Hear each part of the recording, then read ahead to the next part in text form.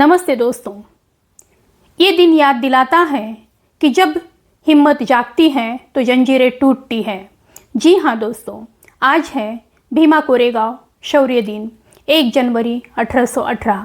भीमा कोरेगांव की धरती पर पेशवाओं की विशाल सेना खड़ी थी और उनके सामने खड़े थे कुछ 500 महार सैनिक, लेकिन आत्मविश्वास से भरे हुए। यह युद्ध सिर्फ हथियारों का नहीं था, यह लड़ाई थी अन्याय के खिलाफ इंसानियत। जिन्हें सदियों से दबाया गया, उन वीरों ने इतिहास रच दिया। महार सैनिकों ने पेशवाओं की सत्ता को झुका दिया। यह जीत थी हिम्मत की, यह जीत थी साहस की, यह जीत थी बराबरी की। जी हाँ दोस्तों, भीमा कोरेगांव का विजय स्तंभ आज भी कहता है कि हम कमज़ोर नहीं हैं। भीमा कोरेगांव सिर्फ अतीत नहीं है, वह हमारा वर्तमान है और भविष्य भी। दोस्तों, यह युद्ध सिर्फ पुरुषों का नहीं था, एक पूरे समुदाय की सामूहिक हिम्मत का परिणाम था। जब पुरुष मैदान में थे तब स्त्रियां उम्मीद संभाले खड़ी थी। भीमा कोरेगांव सिर्फ वीरों का नहीं बल्कि वीरांगनाओं की भी कहानी है। यह युद्ध सत्ता के खिलाफ नहीं, वर्ण व्यवस्था के खिलाफ था।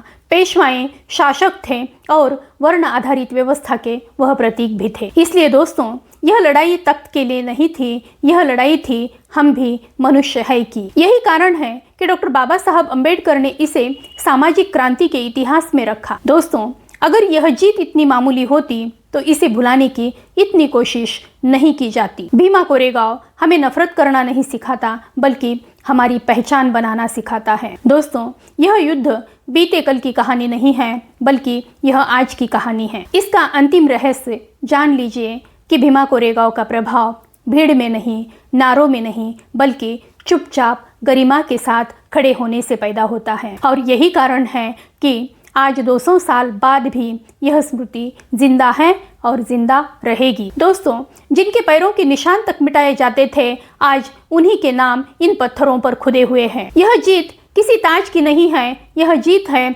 झुकी हुई रीढ़ के सीधे खड़े होने की। भीमा कोरेगांव हमें याद दिलाता है कि जब अपमान चरम सीमा पर जाता है तो इतिहास जन्म लेता है। जी हाँ दोस्तों, भीमा कोरेगांव शौर्य दिन, उन वीरों को नमन और इतिहास को सलाम। जय भीम।